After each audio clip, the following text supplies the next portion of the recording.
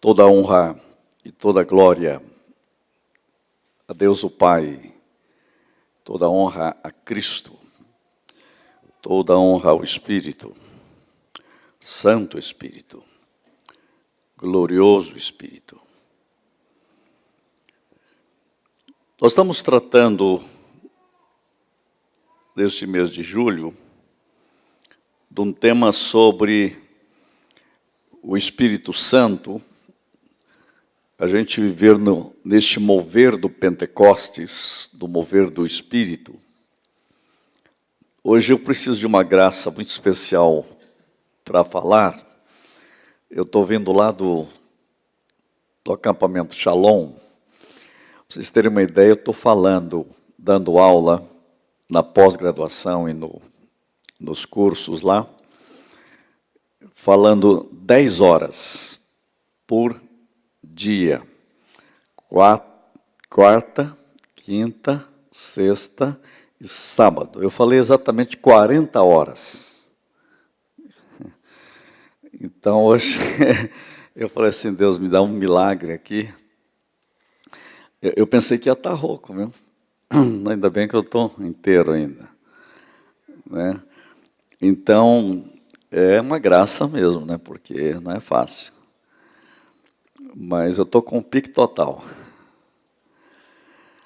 Eu quero honrar a Deus nesta manhã, dizendo que Deus é surpreendente, Deus nos surpreende cada dia e cada momento. Talvez nós faremos mais objetivamente hoje, eu não tive até muito tempo para mergulhar na preparação, como sempre faço, até por causa do tempo mesmo, mas eu fui tocado essa semana com uma expressão, o sopro de Deus em nossas vidas. Há um autor, um teólogo, chamado Yves Congar, um dos maiores teólogos do século XX, ele escreveu 3 obras sobre o Espírito Santo. E das 3 que ele escreve sobre o Espírito Santo, uma me chama muito a atenção, o título. Ele chama de a respiração de Deus, o fôlego de Deus, o sopro de Deus. Falar do Espírito Santo é falar do fôlego divino. E ele usa uma expressão assim para mostrar para eu e para você que a igreja precisa viver no clima do Espírito. A igreja precisa viver no sopro do Espírito. O Espírito é o ruá. Né? O Espírito é o fôlego de Deus, o ruá de Deus. Quando ele sopra as narinas de Adão, ele sopra o seu fôlego. Por isso que a igreja ela é fruto deste sopro de Deus. A nova vida em Cristo é para você, em você, é o sopro de Deus em você. Por isso não pode haver nada fora da realidade do Espírito Santo. O Espírito Santo é a realidade da igreja. Não há igreja sem o Espírito Santo. Sem o Espírito Santo, o que você tem no máximo é um ajuntamento solene ou confuso, mas você não tem a igreja. A igreja é fruto do Espírito Santo. A igreja é um trabalho do Espírito Santo. E a igreja só consegue caminhar no Espírito Santo. Por isso, o Espírito Santo é que gera a igreja. Você deve respeitar a igreja por causa do Espírito Santo. As pessoas podem ser confusas e atrapalhar muitas vezes a caminhada, mas a igreja em si, a igreja como corpo de Cristo, ela é chamada de o templo do Espírito. E ela é o corpo de Cristo. E ela é o povo de Deus. É uma obra do Espírito. Como templo do Espírito, o Espírito está edificando, ele está pegando você e colocando no lugar em que ele quer. Essa é uma obra dele. É uma obra do Espírito. Ele move você até de país, se precisar. Ele usa um mundo de coisa, mas diz, eu tenho um plano para fazer algo. Mas o fato é que Deus trabalha e a igreja é chamada de uma igreja no mover do Espírito Santo. Só para vocês verem, eu estou falando agora de Eve Conger, que fala do sopro, mas há um outro livro que eu passei 3 décadas atrás de uma cópia, que é um livro de um teólogo chamado Hans King, que ele escreveu A Igreja, mas o que me impressiona é um capítulo. Eu estava dando aula no IAD e falei isso, um aluno foi atrás e conseguiu achar num sebo e me mandou uma cópia. Eu fiquei vibrando, fazia 35 anos que eu estava atrás. Porque quando eu estudava eu não conseguia comprar, e esse livro eu não conseguia achar nem nas bibliotecas católicas, é A Igreja.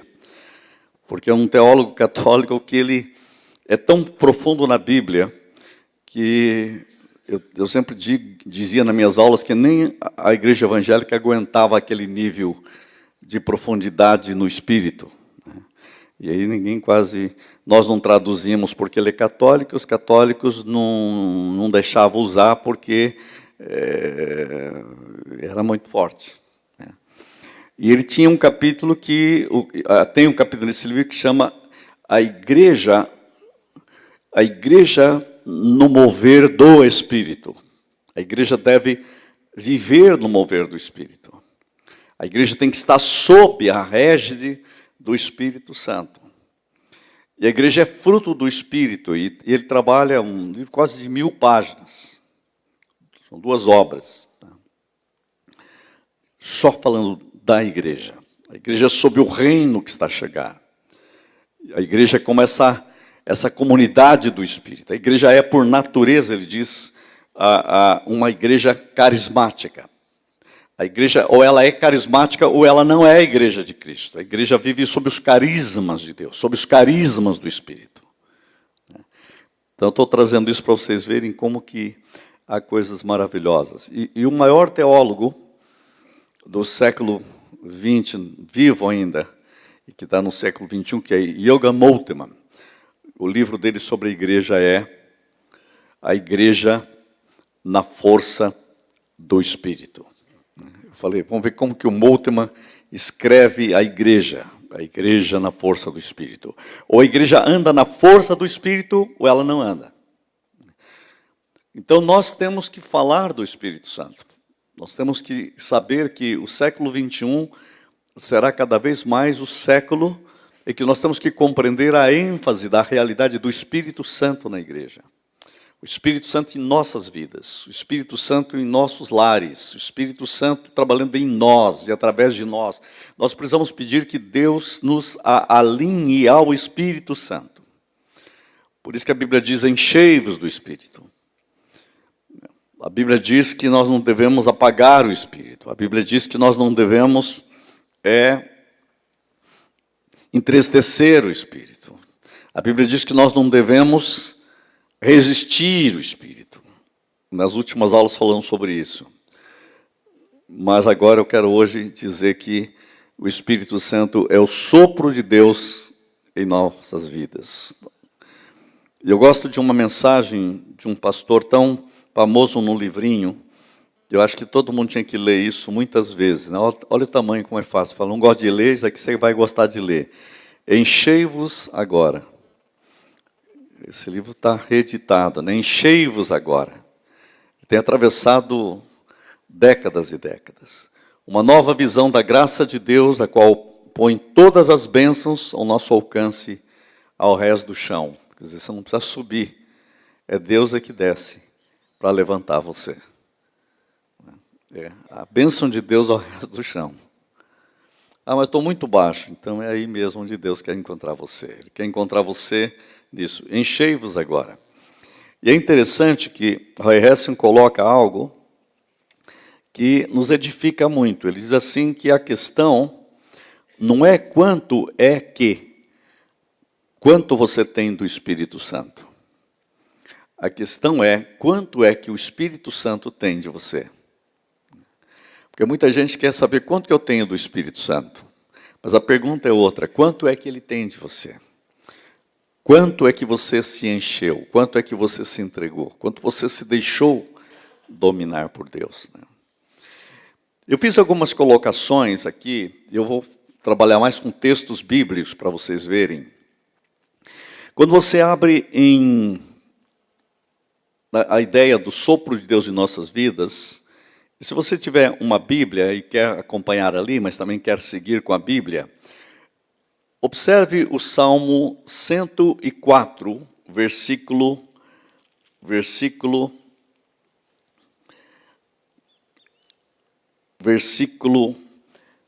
30. Olha só esse texto, como ele é belíssimo. Envias o teu Espírito. Está aqui nessa tradução. Envias o teu Espírito. E eu estava atrás desse texto e eu vi com várias traduções, mas é interessante. Envias o teu Espírito e eles são criados, assim renovas a face da terra. Quando sopras o teu fôlego, olha essa tradução, eu queria para mostrar a palavra do sopro de Deus, o fôlego de Deus. Quando sopras o teu fôlego, eles são criados, renovas a face da terra. A terra é renovada pelo fôlego de Deus. O Espírito é o ruar, né? Quando sopras o teu ruar, o teu fôlego, quando envias o teu fôlego, o Senhor renova a face da terra. A Bíblia diz que as misericórdias de Deus se renovam a cada manhã. Então, à luz do que nós já estudamos, a ideia é a seguinte: você precisa já começar a dizer o seguinte: Senhor, eu quero viver no teu oxigênio, no oxigênio do teu Espírito.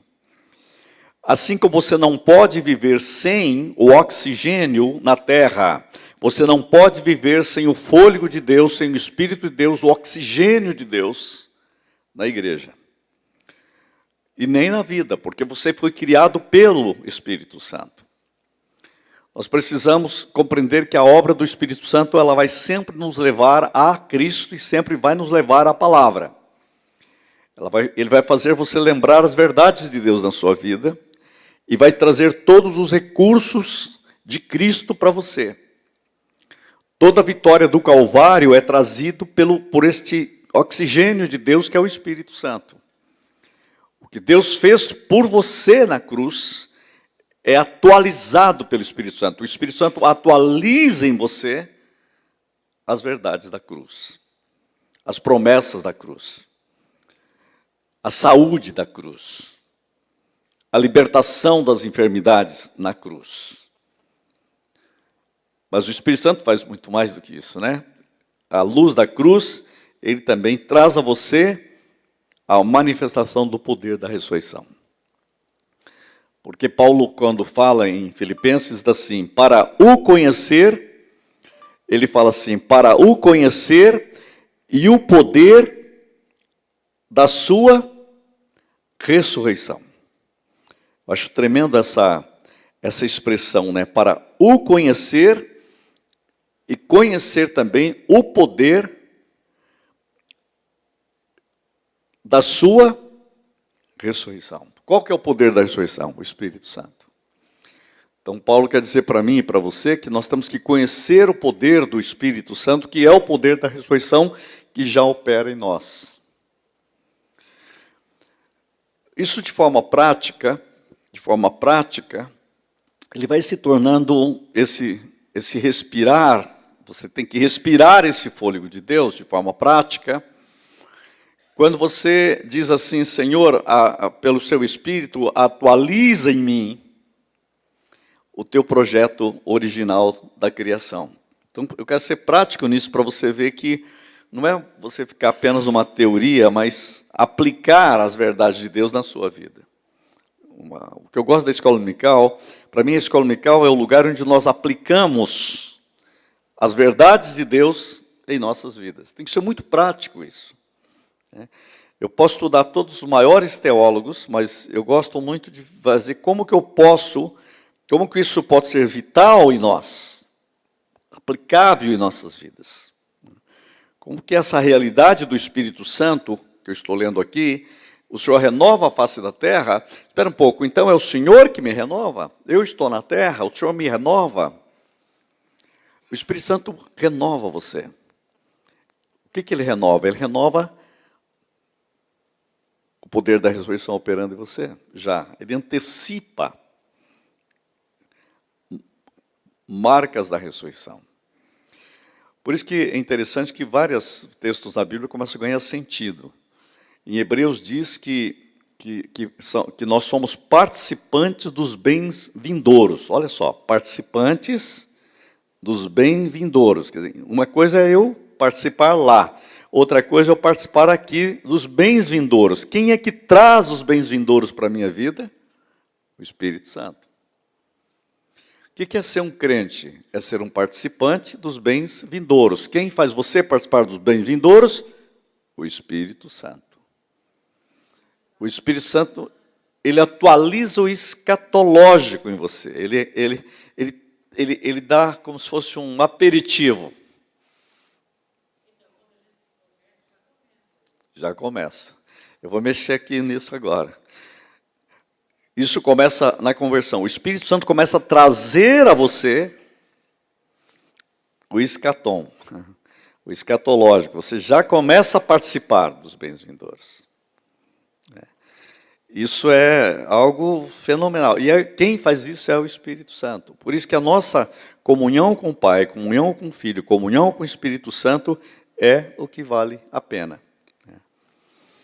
Então, a realidade do Espírito Santo. Vamos pensar a ideia, o sopro de Deus, o fôlego de Deus que renova.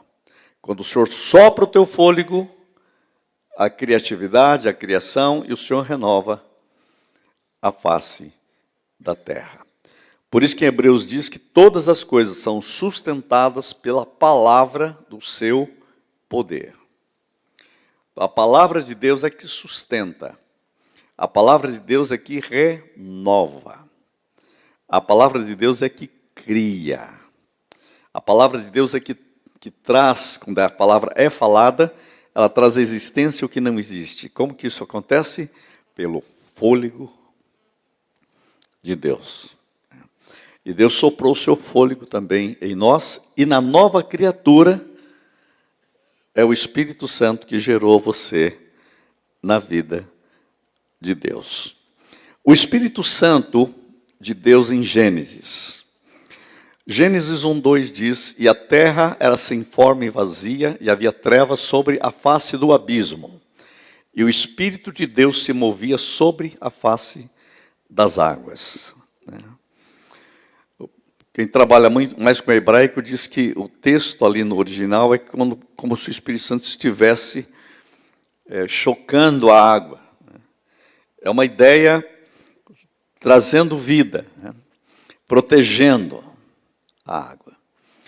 Isso mostra que o Espírito Santo estava presente na criação. Quando o Deus triuno diz, haja luz, e houve luz, o Espírito Santo já está movendo. Então, o Espírito Santo faz parte da criação. Isso é algo esplêndido. Sabe por que eu vejo isso de forma prática? Porque você imagina, há uma conexão entre a criação e o Espírito Santo. O Espírito Santo e a criação. Aí você converte-se e você se torna a habitação do Espírito Santo. Você acha que isso faz bem ou não para a criação? Você é a criação. Eu gosto até de pensar assim, posso até ser exagerado em algumas coisas, mas eu fico pensando, nós somos 70% água. O Espírito Santo já pairava sobre as águas. Então, quando você recebe o Espírito Santo, toda a água do seu corpo já diz, te conheço. E faz bem. O reino de Deus, ele marca você. Você já tem sinais em você, por isso que é maravilhoso quando a igreja ora. Por isso que é maravilhoso, as pessoas não têm uma ideia, como é maravilhoso quando você vem aqui à frente, pastores, presbíteros, presbíteras, pastoras, impõem as mãos e diz, ser curado em nome de Jesus Cristo. Por quê? Porque você está ativando na criação uma ação que ela conhece, que tem a ver com a presença do Espírito Santo em nossas vidas. Isso é criatividade, isso é maravilhoso, você devia fazer isso mais. Ora por mim, me abençoa. Por isso que essa é uma caminhada de vitória.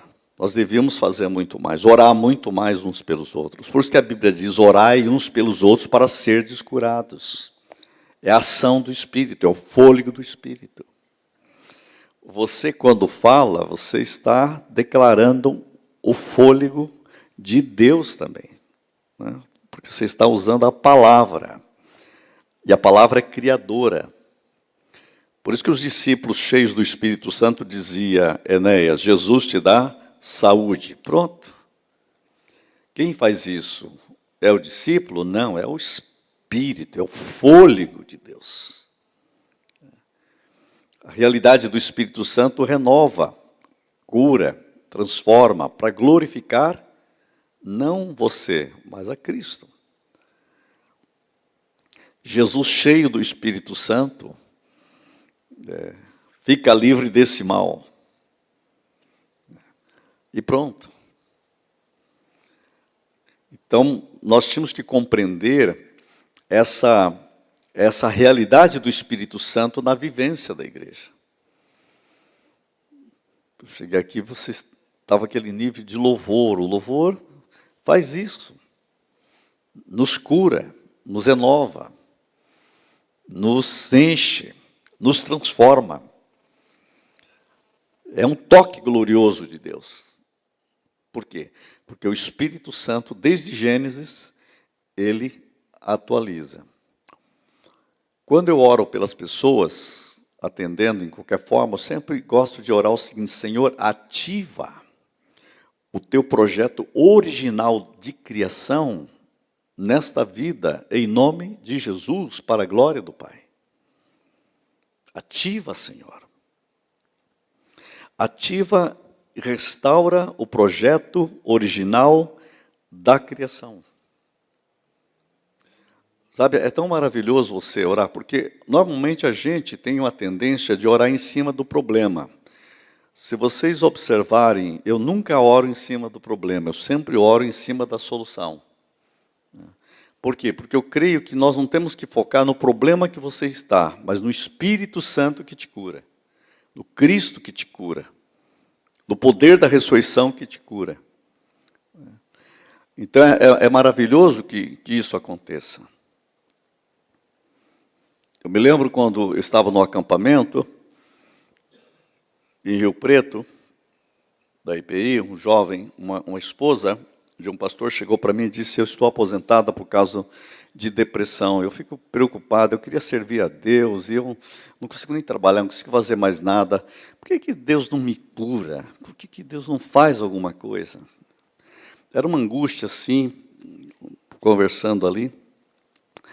Eu me lembro, vamos fazer uma oração aqui, pedir que o Espírito Santo atualize em você a mesma saúde original que você tinha, você tem em Cristo, mas vamos pensar assim, ó. Vamos pensar em 3 dimensões. Primeira dimensão, o Espírito Santo é que criou. Vamos pedir que o Espírito Santo atualize uma saúde psíquica, mental em você, de acordo com o projeto original que Eva tinha antes de pecar. Deus pode fazer isso ou não pode? O Espírito Santo está aqui, estava lá, ele pode atualizar isso, atualizar a saúde, primeiro. Segundo, naquela cruz, Jesus Cristo levou nossas dores e enfermidades. Vamos pedir que o Espírito Santo traga a saúde de Cristo para você. Amém? Amém. Terceiro, você tem um corpo glorificado já em Cristo, porque a Bíblia diz que nós já estamos ressuscitados com Cristo. E você não vai ter um corpo doente, não. Vamos pedir que Deus atualize e traz pelo seu Espírito só um pouquinho dessa saúde. Para quantos anos você quer? Você vai viver eternamente com saúde? Que tal ter 30 anos de saúde? Tá bom? Tá bom. 40? É só um vale saúde. Quem pode fazer isso? O Espírito Santo. Nós oramos nessas 3 dimensões. Foi uma coisa maravilhosa. Eu nunca tinha orado desse jeito. Mas creio que foi o fôlego do Espírito me inspirando para orar assim. Você vê, eu não foquei no problemas, mas foquei no Espírito Santo que trabalha isso para glorificar Jesus, para glorificar o Pai. Então, estou te dando a dica, Senhor, restaure em mim a saúde original segundo o teu projeto original de criação. Amém? Glorifica Jesus Cristo, me dá a saúde de Cristo e antecipa essa saúde eterna que eu tenho. Faça disso um modo de viver. Mais ou menos uns 10 anos depois, chega esse pastor e essa esposa, numa noite da unção renovadora aqui. E nós estávamos aqui, eu lembro exatamente, porque eu não estava aqui, nós não tínhamos, estava reformando aqui e era ali embaixo. Não cabia. Alguns de vocês estavam lá. E ela disse, eu queria dizer para você que nós viemos aqui para dar um testemunho para você dizer que eu fui completamente curada nesses últimos 10 anos. Logo depois, o marido dela faleceu. Mas Deus havia curado completamente. Era uma obra do Espírito. Então, eu quero dizer para você que funciona. O Espírito Santo é o Espírito Criador. Ele pode atualizar em você e ativar em você o melhor de Deus. O diabo fará tudo para ativar a doença. O Espírito Santo fará tudo para ativar a saúde. Olha a saúde de Cristo. Olha a saúde do reino de Deus. E nós precisamos aprender essa vida de ser embriagado pelo Espírito Santo. Minha vida tem sido alterada muito nisso, e eu, claro que acabei ouvindo muitos teólogos, muitos homens e mulheres de Deus. Eu não queria só alguma coisa teórica, mas eu queria compreender pessoas que estavam cheias do Espírito Santo. Uma das pessoas mais cheias do Espírito Santo que eu encontrei na Terra foi esse pregador chamado David Robertson. Eu me lembro que o pastor da primeira igreja, eles me mandaram para um encontro lá.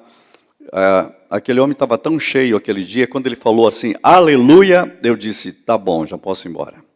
Eu nunca tinha visto alguém tão embriagado, falando um aleluia. Né? Quando terminou o estudo, eu estava tão pirado, assim, sem entender o que estava... Que para ir embora, eu errei o lado da cidade. E na hora do almoço, só no final do almoço que eu vi que eu tinha pegado a faca do lado invertido. Né? Falei, puxa, o que está acontecendo comigo? Eu nunca tinha visto alguém tão impactante, né? O Espírito Santo. Eu vi, é possível alguém ser cheio do Espírito, andar no Espírito e ver a glória de Deus. Era uma vida de intimidade com Deus. Eu nunca vi, nem ele, igual estava naquele dia. Mas o aspecto que eu quero dizer que o Espírito Santo é o Espírito que nos envolve, que nos abraça. Ele é o fôlego de Deus para nós. Ele é o Espírito Criador. Você é a criação de Deus. Você precisa do Espírito. O Espírito de Deus em Gênesis. Você lembra do Espírito de Deus no nascimento de Jesus. O Espírito de Deus no nascimento de Jesus. Quando Maria estava conversando com o anjo que veio fazer o anúncio, ela fez uma pergunta muito interessante, que eu creio que essa pergunta pode ser muito prática para nós, porque ela perguntou assim, como é que vai ser isto? Deus tem um plano, um propósito, Deus chama você e Ele pergunta, como é que vai ser isto? Eu creio que tantos de vocês já perguntaram, Senhor, como é que vai ser isto? E o anjo respondeu, o Espírito Santo virá sobre você, e o poder do Altíssimo a cobrirá com a sua sombra. Assim que aquele que há de nascer será chamado Santo, Filho de Deus. Sabe como que vai ser? Será o Espírito Santo. O Espírito Santo vai te envolver. Eu gosto de usar esse texto para dizer para nós o seguinte, muitas vezes você tem um chamado. Muitas vezes Deus tem para você um plano especial. E tem, né? Não é muitas vezes. Deus tem um plano, mas Deus chama de forma específica. E você pergunta como é que vai ser isto? E Ele responde: o Espírito Santo te envolverá. Nós temos que ser envolvidos pelo projeto do Espírito Santo. Nós temos que ser envolvidos pelo projeto do Espírito Santo. O Espírito Santo virá. Então veja, eu tenho o Espírito Santo lá na criação. Eu tenho o Espírito Santo falando que ele renova todo dia os céus e a terra. Nós temos o Espírito Santo que está presente, gerando o maior projeto de Deus na humanidade, é o nascimento de Jesus Cristo. Gente, isso é maravilhoso. Quando o homem chegou à Lua e foi agora, essa semana passada foi o aniversário, o presidente dos Estados Unidos disse: este é o maior acontecimento da história da humanidade. Billy Graham reagiu na hora: o senhor está errado. O maior acontecimento da história da humanidade foi o nascimento de Jesus Cristo. Você pode colocar esse em segundo lugar, mas o maior acontecimento é que Jesus nasceu. O Natal foi o maior acontecimento da humanidade. E é o Espírito Santo que fez isso. Então, eu concordo com o Billy Graham, não com o presidente dos Estados Unidos. Então, é a obra do Espírito. Então, nós temos que entender que o Espírito Santo está presente em todos os começos. Mas o Espírito Santo também está presente no sustento, porque ele renova. Toda renovação está presente a ação do Espírito Santo. Sempre que a igreja precisou de renovação, ela precisou do Espírito Santo. A reforma foi uma obra do Espírito Santo que renova. Eu não tenho nenhuma dúvida hoje de dizer que João Calvino é basicamente um teólogo, o maior teólogo da reforma, mas ele é um teólogo do Espírito Santo. Todas as institutas, se você ler, e eu já li inteiro, algumas vezes, a ênfase é o Espírito Santo. Sempre foi o Espírito Santo. Tem gente que fala Calvino, já pensa em predestinação. Quero dizer que muda isso. Pensou em Calvino, pensa no Espírito Santo. Ele é um teólogo do Espírito Santo. Eu tenho um estudo sobre isso, o Espírito Santo na teologia de Calvino. É uma coisa preciosa, feito pelo maior conhecedor de Calvino da história, que é Willem Balck. Foi 40 anos professor na Holanda, e ele deu aula para mim um dia. E o tema dele foi a pneumatologia de João Calvino. Olhando em toda a obra, como que os reformadores deram ênfase na realidade do Espírito Santo. Foi o Espírito Santo que trouxe a reforma.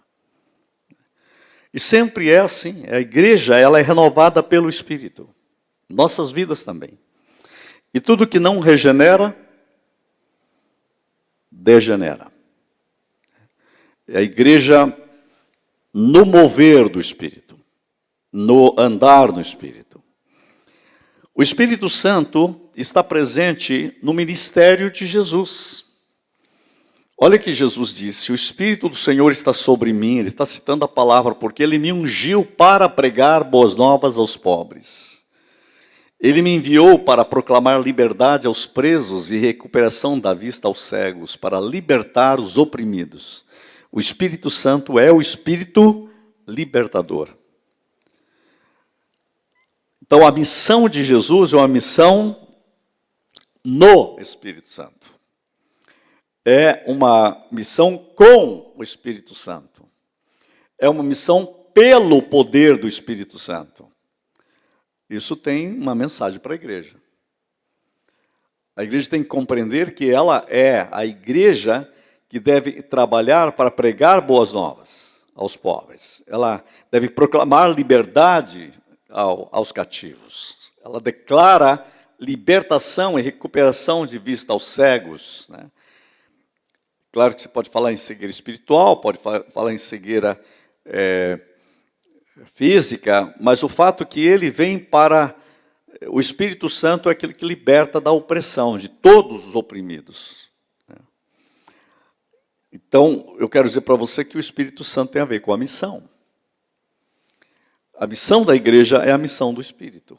A missão do Espírito é que é o fôlego da missão da igreja. E esse item, ele deve ser colocado em nós de uma forma surpreendente e maravilhosa. O Espírito Santo no ministério de Jesus é um desafio permanente em nós. Interessante que eu estou falando do Espírito Santo e eu não posso passar daqui, que alguém já abordou isso, o Espírito Santo no novo nascimento. Quando Jesus falou com Nicodemos, olha o que ele disse: o vento sopra onde quer, ninguém sabe de onde vem, nem para onde vai, assim são os nascidos do Espírito. É o Espírito Santo que gera em você o novo nascimento. É o Espírito Santo que regenera você. Eu tenho afirmado aqui, nós precisamos afirmar isso com mais clareza, que você só poderá viver no céu se você tiver a vida de Deus, a vida do céu. Eu estou citando aqui um livro que eu e o João lemos bastante esses dias, do Oswald Smith, né?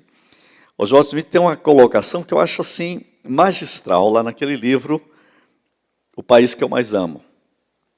Ele diz assim: um peixe só pode viver na água porque ele tem a vida de peixe. Né?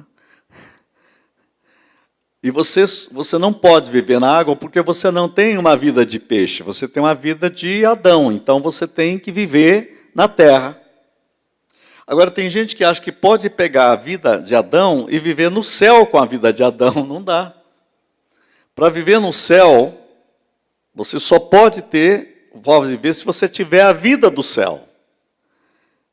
Então, você não pode viver no céu com a vida da terra, aqui, como com a vida da terra, você não pode viver na água, igual o peixe. Olha que prático. Então, você precisa o quê? Você precisa nascer com a vida do céu.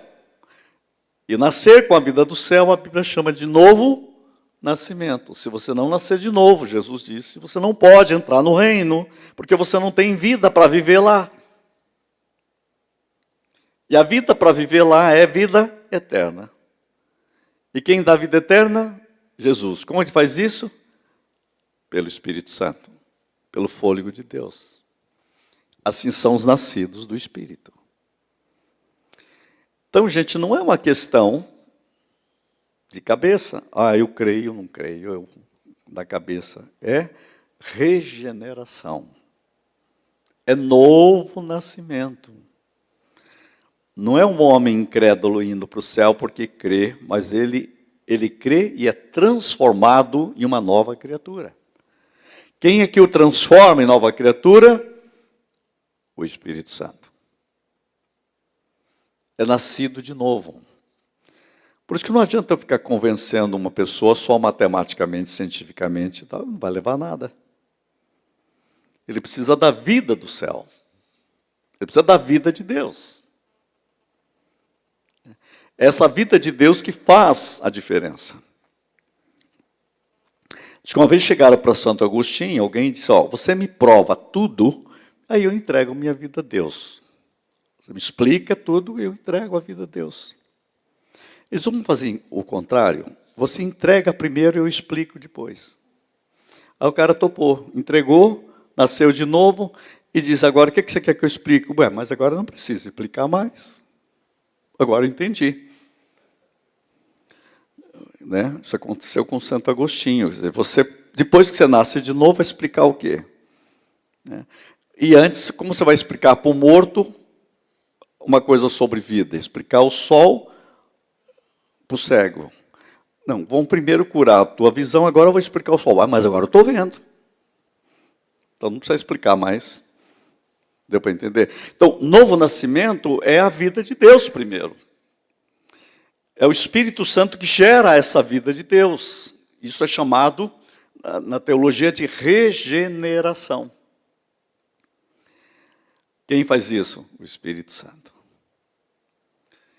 Então é o Espírito Santo. Jesus diz assim: as minhas ovelhas ouvem a minha voz, eu as conheço, e elas me seguem, e eu lhes dou a vida eterna. Então, a vida é dada por Ele. Isso é uma obra dele dando vida. Por isso que eu digo sempre para os pais. Os pais, muitas vezes, querem convencer os filhos a serem crentes, mas os pais vão fazer algo mais do que isso. Orar para que os seus filhos nasçam no reino de Deus. Porque não adianta ele ser um crentão de igreja. Isso não vai segurar ele na igreja, não. O que vai segurar ele é quando ele estiver em Cristo. E em Cristo é novo nascimento. Não adianta ter um religiosão a mais. Se ele não tem a vida de Deus, ele não pode habitar no céu. O ponto está correto toda ideia teológica de que nós não podemos existir sem regeneração. É vida de Deus. Os pais e avós aí levem seus filhos a uma experiência de novo nascimento. É preciso nascer de novo. Porque se você não nascer de novo, você não poderá entrar no reino de Deus. Isso é obra do Espírito. Isso é a coisa mais prática que existe na Bíblia. Novo nascimento. Obra do Espírito.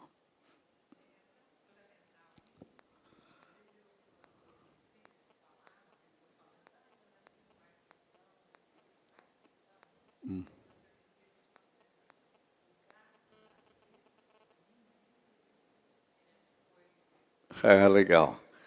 Ela está contando que o pastor Messias falou que muitas vezes a pessoa nasce no lar cristão, acho que é cristão, e ele usou uma metáfora. O gatinho pode nascer dentro de um forno e não é biscoito. É interessante. Você sabe que você me fez lembrar do Billy Graham. O Billy Graham estava na Inglaterra, o jornalista perguntou para ele como pode um país cristão fazer tanta coisa errada igual ao seu, né?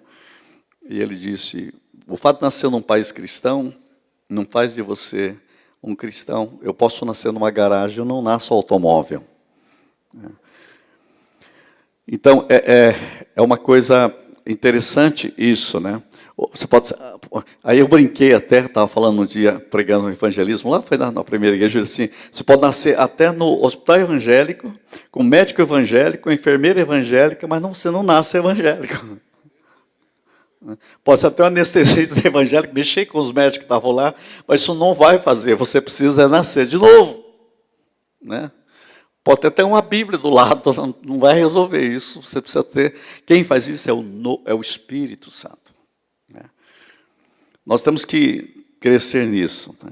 Eu estava dizendo esses dias para o pastor João, na minha visão, o pastor João tem um dom evangelístico. Né? Você precisa crescer nesse ministério. Né? E eu gosto disso porque, como eu nasci nessa igreja aqui, para mim o maior evangelista que eu conheci na IPI chamava-se João Batista Ribeiro Neto. Né? Para mim aquele homem tinha um sangue evangelístico. O negócio dele era evangelismo o tempo todo. Né? Ele evangelizava até os crentes, né? O tempo todo. Né? E era maravilhoso ouvi-lo. Quer dizer, nós ficamos muito firmes nessa questão da conversão. E eu vejo isso porque os dons são diferentes. Né? Eu posso dar ênfase no evangelho, mas vocês olham, eu tenho o dom de mestre, Deus me deu esse dom. Né? Outro tem o dom, ou tem o dom até de doutor mesmo, a Bíblia fala isso, mas tem o dom do evangelismo, como tem o dom mais pastoral. Né? O pastor evangelista, o evangelista pastor. Né? E eu fui assistir Billy Graham, né? Billy Graham, num congresso de pastores. Quando eu vi, eu falei assim, esse cara vai fazer apelo. E era só pastores. Eu falei, se ele fizer, vai um mundo de pastor para frente. E não é que quase que ele fez mesmo, porque estava no sangue dele. Né? No sangue dele. E ele estava falando, e a mensagem dele foi: o poder do evangelho simples. Eu acho que tinha uns 3.000 pastores. Eu estava no primeiro banco. Era um impacto tremendo, aquele homem falando. Né? Mas à noite ele ia falar para os jovens. Quando ele fez o apelo para a conversão de jovens, gente, eu brinquei, falei assim, até banco levantou e foi para frente. É impressionante. A chama evangelística. A chama evangelística. Isso é dom, é ministério. E é uma obra do Espírito. É uma obra do Espírito. Como precisa, né? Como precisa desses dons na igreja, desses ministérios. É uma obra do Espírito. E nós precisamos de muita gente nascendo de novo. É preciso de regeneração.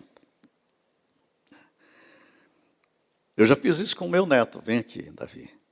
E expliquei para ele o Evangelho. Diz, você tem que entregar sua vida a Cristo para nascer de novo, ter uma nova natureza.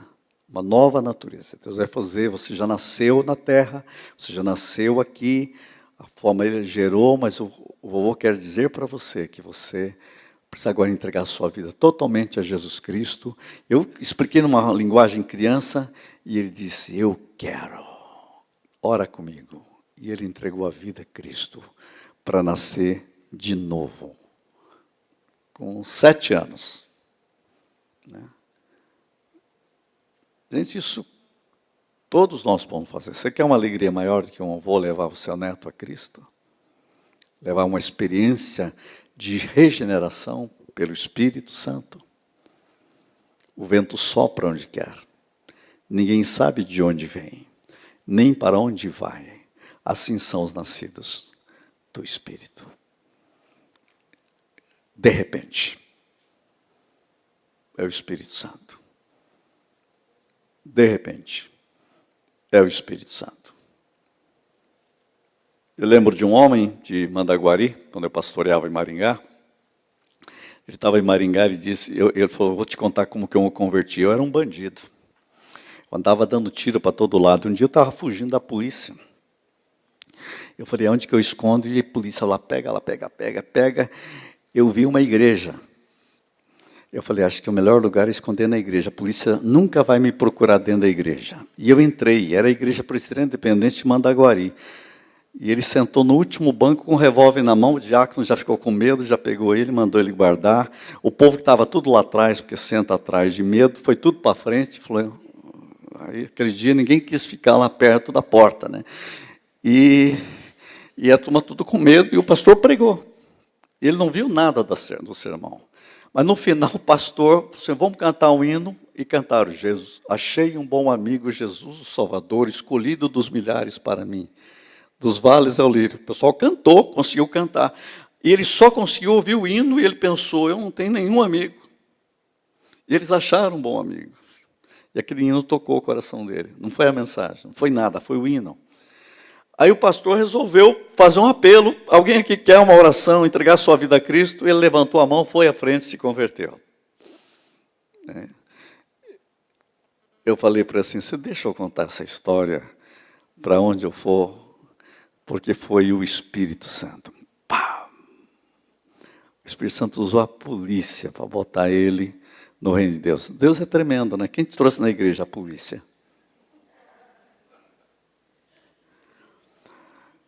Então, o Espírito Santo faz coisas surpreendentes. Ele nasce de novo, aquele homem morreu crente, gente.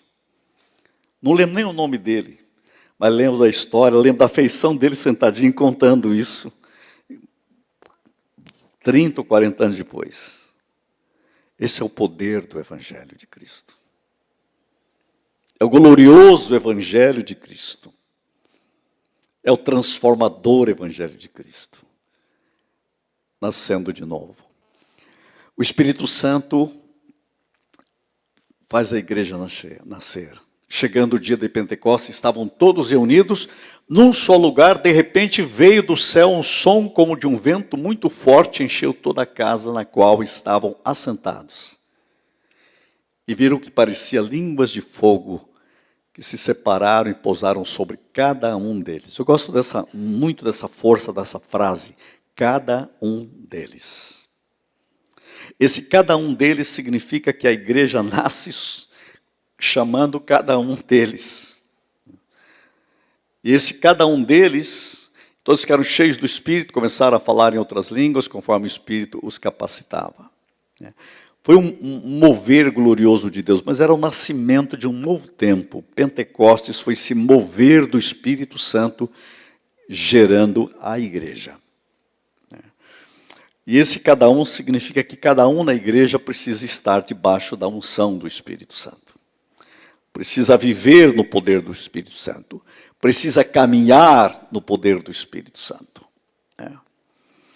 E olha o que a Bíblia diz depois disso. O Espírito Santo na vida interior do Filho de Deus. Em Romanos 8, 16 diz, o próprio Espírito testemunha no nosso espírito que somos filhos de Deus. Então, esse é o segredo do novo nascimento. Então, quando você faz parte da igreja, faz parte do reino de Deus, e Deus vai trabalhando em você, eu quero dizer para você que eu creio que Deus continua trabalhando conosco, e Deus continua trabalhando em nós. O Espírito Santo na vida interior do Filho de Deus, permanentemente. É o Espírito Santo que testemunha, que testifica no nosso espírito que somos filhos de Deus. Por isso que eu digo, quando você coloca essa verdade na vida dos seus filhos, na vida dos seus netos, eles têm a experiência de ser filho de Deus, a sua segurança é essa aí, o Espírito Santo testemunha e diz, você é filho. Eu gosto de contar uma história sempre, e vocês podem usar isso como experiência. Na década de 70, nós estávamos vivendo um momento muito complicado no Brasil, e eu estava em São Paulo. Vocês terem uma ideia, nesse período eu estudava em 2 faculdades, e depois comecei a fazer faculdade de filosofia. E logo depois eu comecei a fazer uma faculdade que existiu em São Paulo, uma faculdade de psicanálise. Era uma faculdade, tinha aula todo dia até sábado. E não era fácil manter a fé no meio de toda aquela confusão. A própria teologia era ultraliberal naqueles dias. A gente estudava a teologia da morte de Deus. Estudava na faculdade de filosofia, com gente cheia de contestação. Na psicanálise, do outro jeito, tem hora que não sobrava nada na minha cabeça. Tem hora que eu ficava assim, perdido no meio de tudo isso. Eu tinha 23 anos. Mas lá, no meu espírito, tinha uma voz que dizia, você é filho de Deus. Eu fui sustentado pelo Espírito. E aí que foi retomando a verdade de Deus, cada vez mais forte. E eu estou contando isso porque isso, para mim, é a única realidade que faz você preservar e segurar seus filhos e netos em Deus. Isso aí. O próprio Espírito testemunha no nosso espírito que nós somos filhos de Deus.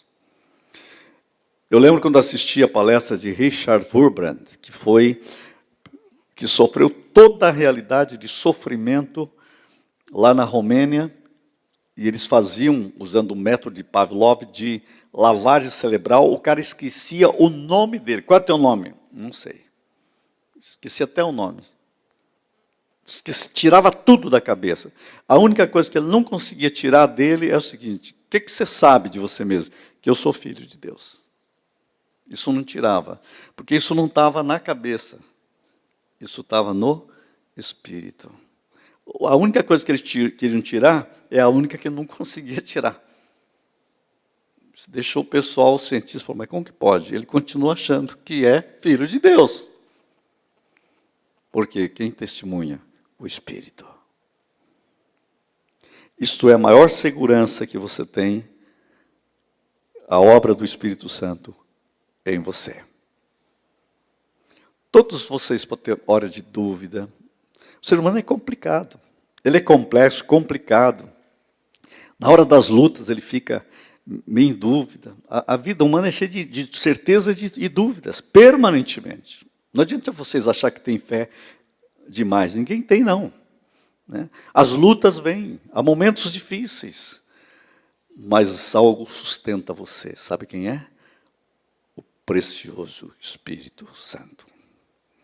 É Ele que sustenta a gente.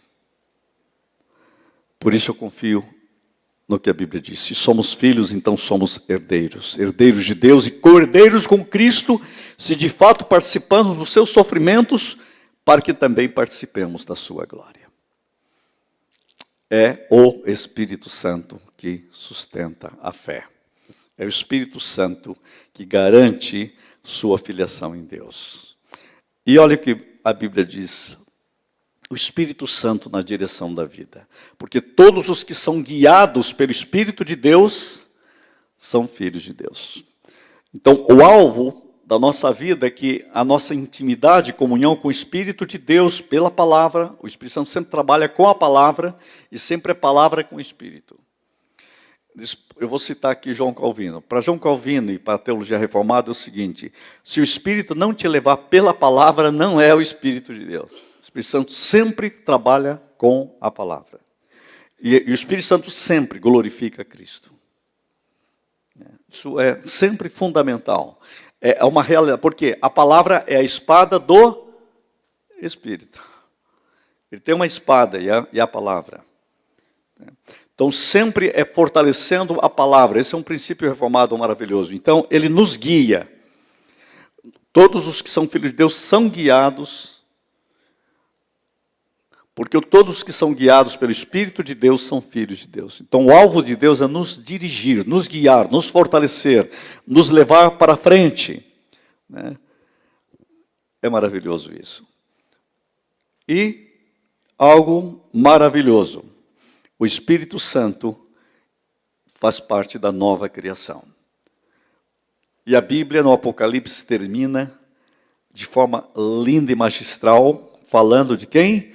Do Espírito Santo de novo. A Bíblia começa em Gênesis dizendo que o Espírito Santo está lá. Certo? O Espírito Santo está no nascimento de Jesus. O Espírito Santo está no seu nascimento, no reino de Deus.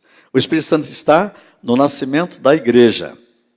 O Espírito Santo está no nascimento do novo céu e da nova terra. O Espírito e a noiva dizem: vem. Maranata, ora vem, Senhor Jesus. Esse é o clamor do Espírito. Quem tiver sede, venha. E quem quiser, beba de graça da água da vida. Eu termino com aquela palavra de Pedro, quando ele disse: a promessa é para vós, e para vossos filhos, e para todos quanto o Senhor nosso Deus chamar. Eu podia usar, não vai dar tempo, mas na glória do Pentecostes, em Atos capítulo 2, olha esse texto aqui que eu quero que vocês chamem. Olha, um arrependimento e promessa. Pedro respondeu: arrependam-se e cada um de vocês seja batizado em nome de Jesus Cristo para perdão dos pecados, receberão o dom do Espírito Santo. Pois a promessa é para vocês, para os seus filhos. E aqui é algo tremendo, né? Eu gosto, João, quando você fala do batismo das crianças, né? E eu falo, ele está certo. Essa é a palavra profética mesmo. A promessa é para vocês, para os seus filhos. Para os seus filhos. A gente chama isso de uma fé proléptica, né? Uma graça preveniente, diz a teologia. Quer dizer, os pais, nenhum pai quer ter um filho para ir para o inferno. Então, na graça de Deus, quando os nascidos de novo, há uma promessa sobre eles, porque os pais têm que reivindicar isso. Senhor, a tua palavra diz que essa promessa é para mim. A promessa da igreja é para mim. A promessa do teu Espírito na igreja é para mim. A promessa é para mim e diz que é para os meus filhos. Então, Senhor, ativa sobre os meus filhos a promessa do teu Espírito, da ação do teu Espírito. É para vós. E ele está dizendo: arrependam-se, Então, eu quero arrepender, eu quero a promessa para mim, mas quero a promessa para os meus filhos. E olha, diz, e para todos os que estão longe. Você não está em Jerusalém, está no Brasil, estão longe. Para todos quantos o Senhor nosso Deus chamar. Essa promessa é para quem Deus chamar. Deus me chamou e disse que é para mim e para os meus filhos. Senhor, ativa nos meus filhos a tua promessa. Um pai ontem me procurou, pastor, e disse, meu filho disse que ele agora é agnóstico, não quer saber mais de Deus. O que eu faço? Eu digo, simples, ora por ele. Ativa as promessas sobre ele. E pode até dizer para ele, você pode fugir de mim, mas você não vai conseguir fugir das promessas de Deus que estão sobre mim, sobre você, sobre as minhas orações, sobre o que Deus vai fazer em você. Fique tranquilo, são fases que ele tem que passar, ele vai crescer, ele está se libertando de uma ideia pobre de Deus que passaram para ele. Fica quietinho, deixa Deus fazer, o Espírito está trabalhando, ele vai trabalhar a fundo, ele vai te dar um trabalho diferente, vai se apaixonar por Deus mais que você. Só é questão de deixar Deus completar a obra que ele já começou, porque a promessa é para vós, para vossos filhos, para os que estão longe, para todos a quantos nosso Deus chamar. Amém? Não é glorioso isso? É a maravilhosa promessa do Espírito. Como é bom, né? Feche os seus olhos. Pai, que o teu Espírito nos traga arrependimento e ative todas as promessas do teu Espírito sobre a igreja para glorificar a Cristo, para fazer a igreja avançar, para fazer nossos lares abençoados, para produzir resultados dia após dia na vivência do teu povo. Para teu louvor, glória e honra, oramos no nome de Jesus. Quem crê recebe, diz. Amém. Deus abençoe a todos.